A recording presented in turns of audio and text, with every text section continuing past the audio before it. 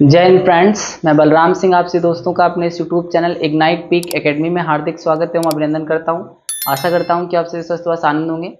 तो पिछली क्लास में हम लोगों ने एक्सरसाइज 3.2 में क्वेश्चन नंबर 11 तक सॉल्व कर लिया था। अब हम लोग बात करेंगे क्वेश्चन नंबर 12 की।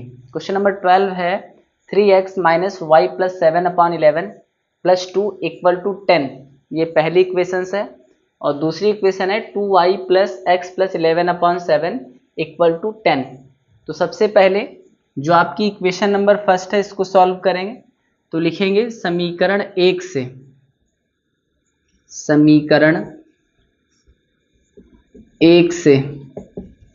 तो समीकरण एक से क्या हो जाएगा, ये हो जाएगा जिसके अपान में कुछ नहीं होता है 1 मानते हैं। तो 11 का 3x से मल्टीप्लाई हो जाएगा 33x, फिर 1 का बीच में माइनस लगा हुआ है तो माइनस, फिर 1 का y प्लस 7 से तो y प्लस 7 हो जाएगा। बीच में माइनस लगा है तो बीच में माइनस लगेगा। अब माइनस का जो मल्टीप्लाई होगा y के साथ भी होगा और 7 के साथ भी होगा। फिर अपान में क्या हो जाएगा 11 1 जा 11 इक्वल टू 10, और ये जो आपका प्लस 2 है इक्वल टू के दूसरी साइड में जाएगा तो -2 हो जाएगा। फिर ये आएगा 33x माइनस का अंदर गुणा करेंगे y माइनस प्लस माइनस का 7 अपॉन 11 इक्वल टू 10 से 2 जाएगा, कितना बचेगा 8 बचेगा। फिर जिसके अपॉन में कुछ नहीं होता है 1 होता है। अब यहाँ पे फिर से एक बार आपको क्रॉस मल्टीप्लाई कराना पड़ेगा। तो इन संख्याओं का एक से गुणा क्या हो जाएगा, यही संख्याएं हो जाएंगी। 33x minus y minus 7 equal to 11 का 8 से हो जाएगा 88। फिर ये होगा 33x minus Y equal to 88, ये -7 इधर आएगा तो +7 हो जाएगा। तो ये आएगा 33x minus Y equal to 88 में 7 ऐड करेंगे तो आएगा 95। इसे हम मान लेंगे इक्वेशन नंबर 3। फिर इसी प्रकार अब समीकरण 2 को हल करेंगे। इसी प्रकार समीकरण 2 को हल करने पर, इसी प्रकार समीकरण 2 को हल करने पर तो इसके पान में कुछ नहीं तो 1 मानेंगे। 7 का 2 से मल्टीप्लाई हो जाएगा 14y प्लस 1 का x प्लस 11 से तो हो जाएगा x प्लस 11 अपॉन 7 का 1 से 7 1 जा 7 इक्वल टू 10। अब जिसके अपान में कुछ नहीं होता है 1 होता है। फिर इसका क्रॉस मल्टीप्लाई इसके साथ और इसका इसके साथ हो जाएगा। तो इतनी संख्याओं का 1 के साथ में यही संख्याएं हो जाएंगी। 14y plus x plus 11 equal to 7 का 10 के साथ हो जाएगा 70। फिर उसके बाद में आएगा 14y plus x equal to 17, ये 11 प्लस का इक्वल टू के दूसरी साइड में जाएगा तो माइनस का हो जाएगा। तो ये आएगा 14y plus x equal to 70 से 11 माइनस करेंगे 10 से 1 जाएगा तो बचेगा 9, और यहाँ पे बचा 6 से 1 जाएगा तो 59 हो जाएगा। यानी ये यहाँ से अब आप लोग y का मान निकाल लेंगे। यानी यहाँ से आप चाहो तो y का मान निकालो, चाहो तो x का मान निकालो, और उसको फिर कहाँ रखना है, इक्वेशन नंबर 3 में रखना है, जिससे आपका एक चर पद का मान पता चल जाएगा। फिर जैसे ही उसका मान पता चलेगा आप उसको दूसरे इक्वेशन में रख करके दूसरे अभिष्ट चर का मान ज्ञात कर सकते हैं। तो यहाँ से अगर हम x का मान निकालें तो ये हो जाएगा x equal to 59 minus 14y, यानी ये 14y इधर आएगा तो माइनस का हो जाएगा। अब इसे हम मानेंगे इक्वेशन नंबर 4। क्या मानेंगे, इक्वेशन नंबर 4। अब लिखेंगे x के इस मान को समीकरण 3 में रखने पर, समीकरण 3 में रखने पर तो क्या हो जाएगा, ये आएगा 33x के स्थान पे रखना है 59 माइनस 14y, फिर माइनस का y इक्वल टू 95। इतना आप लोग नोट कर लीजिए। फिर इसके बाद में इसको हम आगे सॉल्व करें।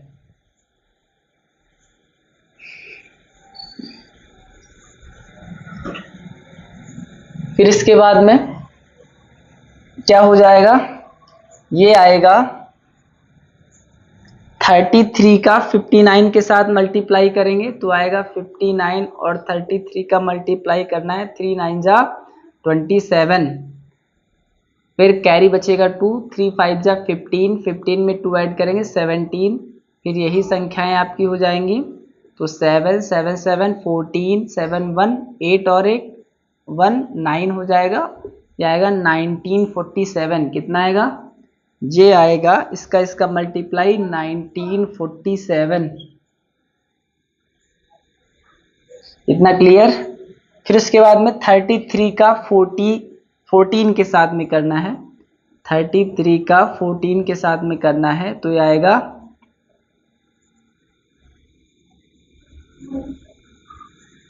462, यानी 462y। किसका आएगा, तो ये प्लस का ये माइनस का, तो यहाँ पे हो जाएगा -462y। फिर उसके बाद में क्या हो जाएगा, फिर उसके बाद में आपका दिया गया है माइनस का y, तो माइनस का y फिर इक्वल टू क्या है 95 है। ध्यान से समझिएगा, 33 और 59 का मल्टीप्लाई आ गया 1947, फिर 33 और -14y का मल्टीप्लाई आया माइनस का 462y, फिर माइनस का y है तो माइनस का y इक्वल टू 95। उसके बाद में अब इसको सॉल्व करेंगे और y का मान निकल आएगा, तो ये आएगा 1947 माइनस, अब इसके सामने कुछ नहीं, इसका मतलब 1 छुपा हुआ है, तो 462y में 1y ऐड होगा तो आएगा 463y इक्वल टू 95। अब ये माइनस का है, इसको इधर लाएंगे तो प्लस का हो जाएगा, ये प्लस का, इसको इधर ले जाएंगे तो माइनस का हो जाएगा, यानी ये 1947 माइनस का 95 इक्वल टू 463y। इसको इधर ले आए, प्लस का हो गया, ये प्लस का था उधर गया तो माइनस का हो जाएगा। 7 से 5 जाएगा 2 बचेगा, ये 14 से 9 जाएगा तो 5 बचेगा, यहाँ बचा 8 और यहाँ बचेगा 1 इक्वल टू 463y। तो y इक्वल टू क्या हो जाएगा 1852 अपॉन 463। इसको कितनी बार मिले जाया जाए, इसको अगर 4 बार मिले जाया जाए तो इसको मल्टीप्लाई करके देख लेंगे, 4 3 जा 12, 4 6 जा 24 और 1 25 और 4 4 जा 16 और 2 18, यानी ये 4 बार में पूरा कट जाएगा। तो ये आएगा y की वैल्यू कितनी आ जाएगी 4, y की वैल्यू कितनी आ जाएगी 4। अब y के इस मान को कहाँ रखना है, y के इस मान को रखना है इक्वेशन नंबर 4 में, तो लिखेंगे y के इस मान को इक्वेशन नंबर 4 में रखने पर y के इस मान को समीकरण 4 में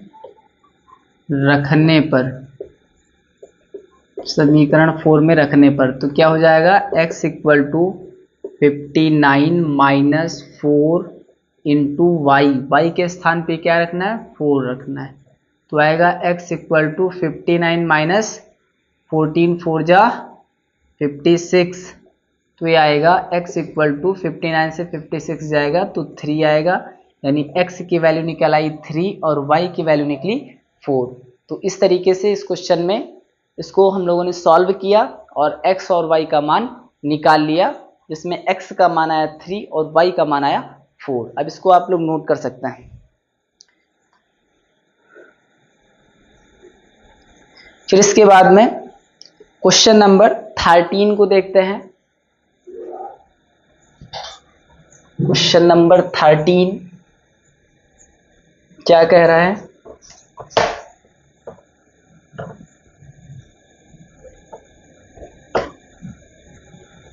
क्वेश्चन नंबर 13 है 2 upon 3x plus 2y, 2 upon 3x plus 2y plus 3 upon 2x minus 3y equal to 17/5, इसे मान लेंगे इक्वेशन नंबर फर्स्ट। जिसकी जो दूसरी इक्वेशंस दी गई है वह है 5/3x + 2y, फिर है plus 1/3x - 2y, 3x - 2y equal to 2, इसे मानेंगे इक्वेशन नंबर सेकेंड। ये क्या हो जाएगी? इक्वेशन नंबर सेकेंड हो जाएगी। अब इसको सॉल्व करेंगे तो सबसे पहले आप देखेंगे कि जो आपकी पहली समीकरण की पहली भिन्न का हर है वो दूसरे समीकरण की दूसरी भिन्न के हर के समान है। इसी प्रकार जो पहली समीकरण के दूसरे भिन्न का हर है वो दूसरी समीकरण के दूसरे भिन्न के समान है। यानी कि यहाँ पे जो पहला हर है वो 3x + 2y है, वैसे यहाँ भी 3x + 2y है।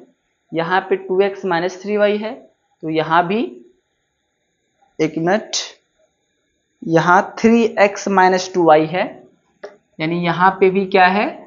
3x - 2y है, तो यहाँ भी 3x - 2y है। तो सबसे पहले हम मानेंगे, माना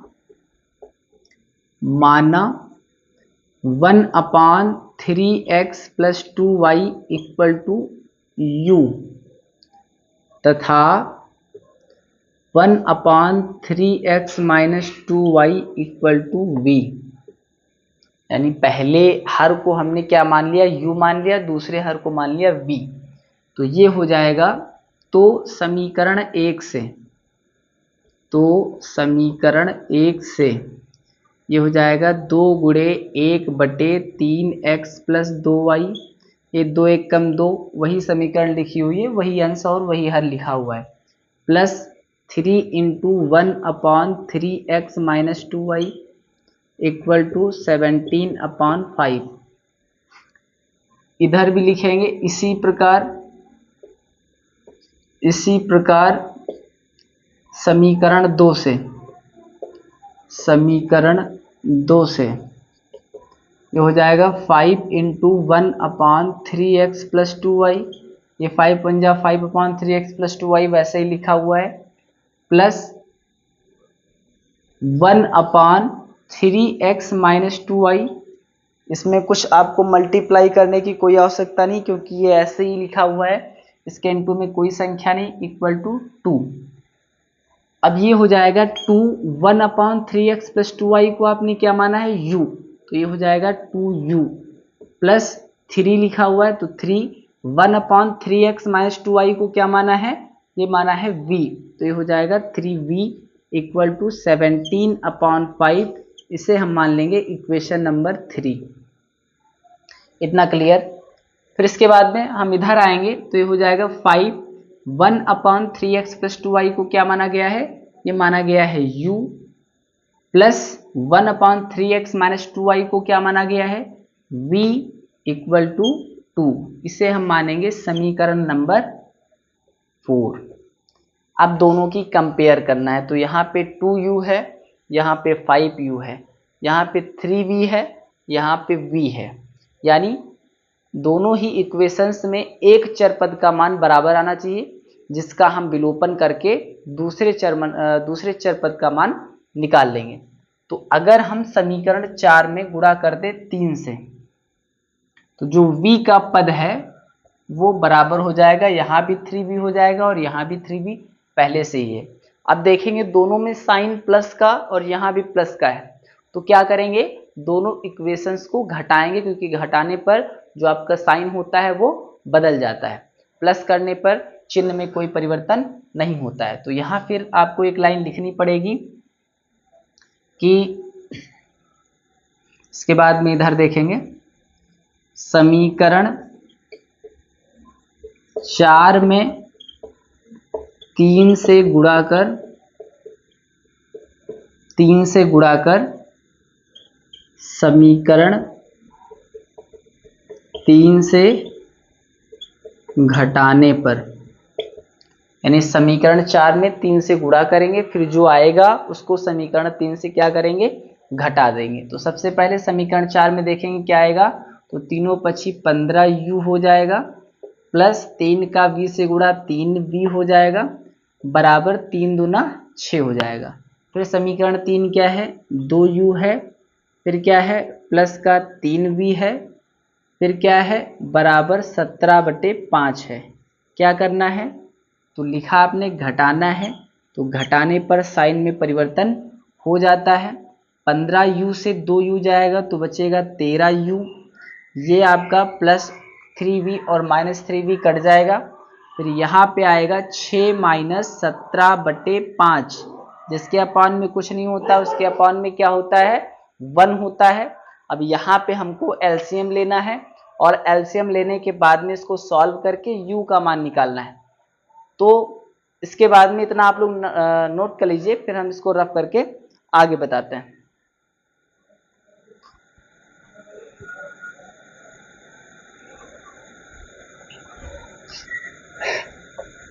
फिर इसके बाद में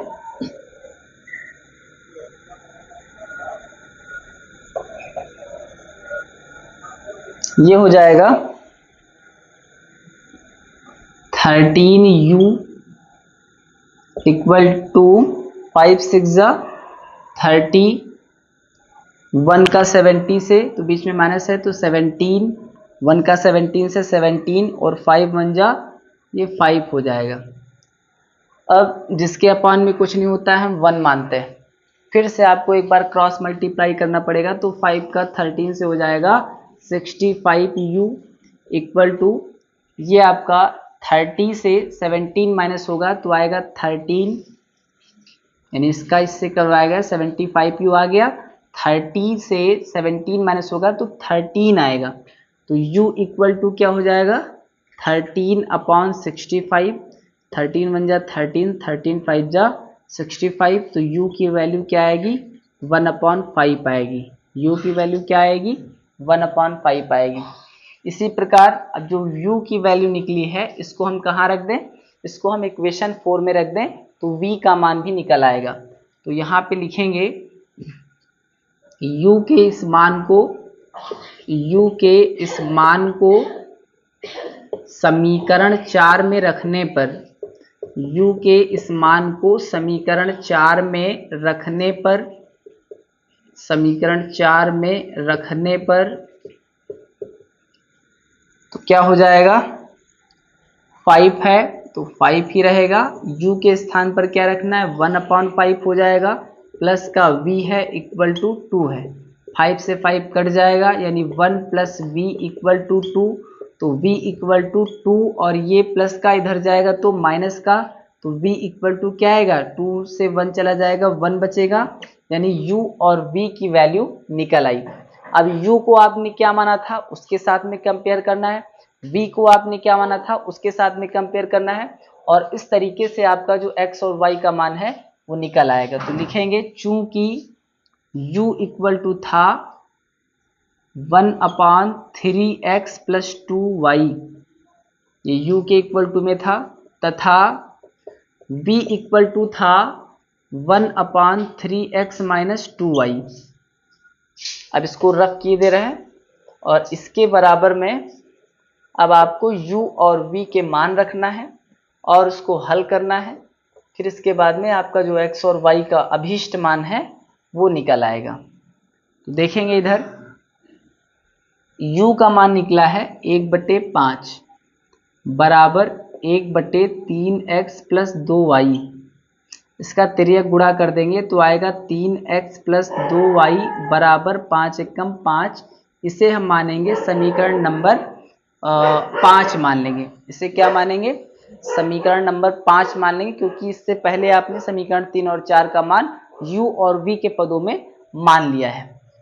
फिर इसी प्रकार जो आपका v वाला पद है, इसी प्रकार जो आपका दूसरा पद है v का मान तो 1 है, और जो 1/3x माइनस 2y है तो इसका क्रॉस मल्टीप्लाई कराएंगे तो 3x minus 2y equal to 1 हो जाएगा। इसको हम मानेंगे इक्वेशन नंबर 6, क्या मान लेंगे, इक्वेशन नंबर 6 मान लेंगे। अब ध्यान दीजिएगा, समीकरण 1 और 2 दोनों की कंपेयर करना है, समीकरण 5 और 6 दोनों की कंपेयर करना है। तो ये प्लस का 2y है, माइनस का 2y है, अगर हम जोड़ दें तो आपका y वाला पद पूरा कट जाएगा। अगर आपको नहीं जोड़ना है, आपको घटाना है, तो 3x प्लस और ये 3x माइनस का हो जाएगा घटाने पर, तो x वाला पद कट जाएगा और आपका जो y का मान है ये जुड़ जाएगा, y का मान निकल आएगा। उसको हम किसी भी इक्वेशन में 5 में या 6 में रखेंगे तो आपका x का मान निकल आएगा। तो लिखेंगे समीकरण 5 प्लस 6 करने पर, यानी दोनों समीकरणों को जोड़ दिया जाए तो ये हो जाएगी 3x plus 2y equal to 5, ये है 3x minus 2y equal to 1। जोड़ने पे साइन में कोई परिवर्तन नहीं होता है, 3x हो जाएगा 6x इक्वल टू 5 में 1 ऐड करेंगे तो आएगा 6, और ये आपका plus 2y minus 2y cut जाएगा, तो इसे लिख सकते हो 6x equal to 6, x equal to 6/6। तो x की वैल्यू क्या निकलेगी, 1 निकलेगी। x की वैल्यू क्या निकल आई, 1 निकल आई। अब x की वैल्यू को आप समीकरण 5 में या समीकरण 6 में रखेंगे, आपका जो y का मान है वो निकल आएगा। तो लिखेंगे इसे कि x के इस मान को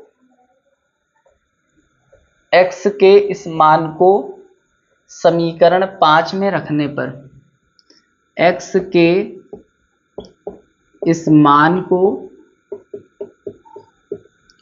समीकरण 5 में रखने पर, तो समीकरण 5 में x का मान रख देंगे तो 3 है, x के स्थान पर क्या रखना है, 1 रखना है, प्लस 2y है इक्वल टू 5 है। तो ये हो जाएगा 3 1 जा 3 प्लस 2y इक्वल टू 5, तो ये आएगा 3 इक्वल टू के दूसरी साइड में चला जाएगा, यानी 2y इक्वल टू 5, 3 इधर आएगा तो माइनस का, तो 2y इक्वल टू 5 से 3 जाएगा 2 बचेगा, y इक्वल टू 2/2, तो y की वैल्यू भी क्या निकल आएगी, 1। तो इस क्वेश्चन में y का मान भी 1 आ गया और जो x का मान था वो भी 1 आ गया। अब इसे आप लोग नोट कर लेंगे, फिर इसके बाद में हम लघु उत्तरीय प्रश्न का जो आपका अंतिम प्रश्न है, प्रश्न नंबर 14, उसको सॉल्व करेंगे, और उसके बाद में आपका दीर्घ उत्तरीय प्रश्न आ जाएगा। तो इसे हम रख किए दे रहे हैं, आपका लघु उत्तरीय प्रश्न का जो अंतिम प्रश्न है, प्रश्न नंबर 14, उसको भी सॉल्व किए देते हैं।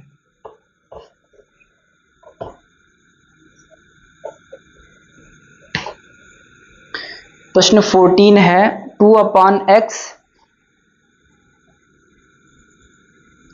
2/x plus 3/y equal to 13, इसे हम मान लेंगे इक्वेशन नंबर फर्स्ट। और दूसरी इक्वेशन है 5/x minus 4/y equal to minus का 2, इक्वेशन नंबर सेकेंड। अब दोनों ही समीकरणों की कंपेयर करना है और उसमें एक चर पद का मान बराबर करना है। तो यहाँ पे 2/x है और यहाँ पे क्या है, 5/x है, यहाँ पे 3/y है और यहाँ पे 4/y है। यानी अगर समीकरण फर्स्ट में हम गुणा कर दें 5 से, और जो समीकरण 2 है इसमें हम गुणा कर दें किससे, 2 से, तो 2 पंची 10 और 5 दूना 10, 10/x ये आपका बराबर हो जाएगा। और बराबर होने के बाद में दोनों साइन प्लस के, इसका मतलब घटाना है, और घटाने पर जो आपका x वाला पद है वो कट जाएगा और y का मान निकल आएगा। उस y के मान को हम किसी भी इक्वेशन में रख करके x के मान को निकाल सकते हैं। या इसका दूसरा तरीका ये है कि 1/x 1/y 1/x 1/y ये दोनों ही समीकरणों में कॉमन है, यानी आप 1/x को मान सकते हैं u और 1/y को क्या मान सकते हैं, v। जिस तरीके से आपने भी पिछले वाला क्वेश्चन को सॉल्व किया है, पिछला क्वेश्चन सॉल्व किया है u और v मान करके, उस तरीके से भी कर सकते हैं। तो सामान्य सी बात, आप यहाँ पे मल्टीप्लाई करके दोनों ही पदों को बराबर करके सॉल्व करेंगे। तो लिखेंगे समीकरण एक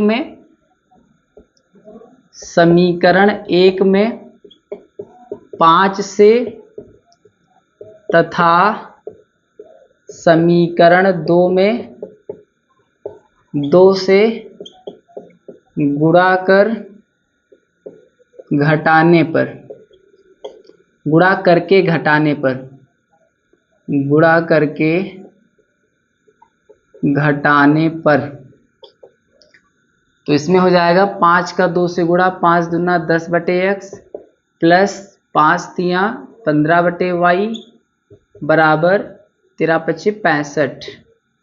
फिर आपकी जो दूसरी इक्वेशंस है ये हो जाएगा 2×5 = 10/x, फिर आएगा 2 का -4 से यानी 8/y बराबर माइनस का 2 दूना 4।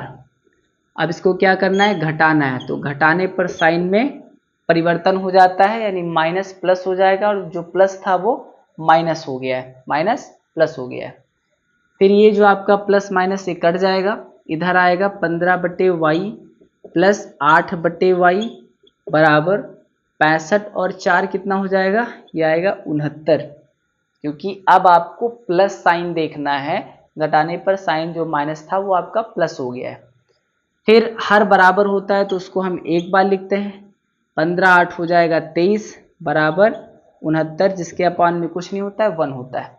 इसका क्रॉस मल्टीप्लाई हो जाएगा, 23 से कम 23 हो जाएगा। फिर उसके बाद में बराबर 69y हो जाएगा, तो y इक्वल टू आएगा 23/69, जो गुणे में होता है इक्वल टू के दूसरी साइड में बटे में चला जाता है, 23 से कम 23, 23 तियाँ 69 होता है। तो y की वैल्यू क्या निकल आई, 1/3 निकल आई। अब y के इस मान को हम कहाँ रख दें, इक्वेशन फर्स्ट में भी रख सकते हो और इक्वेशन सेकंड में भी रख सकते हो। तो लिखेंगे y के इस मान को, y के इस मान को समीकरण 1 में रखने पर, समीकरण 1 में रखने पर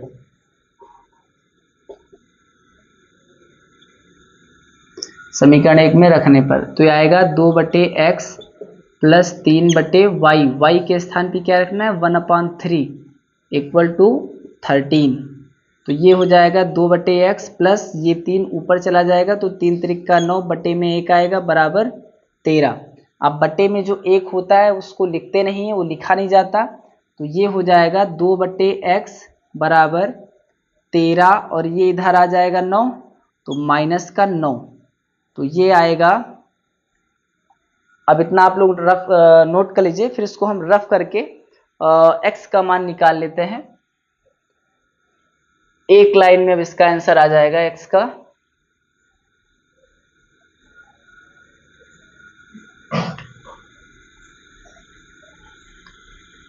यानी अब ये क्या हो जाएगा, ये होगा 2/x इक्वल टू 13 से 9 जाएगा, कितना बचेगा, बचेगा 4, जिसके बटे में कुछ नहीं होता है, 1 होता है।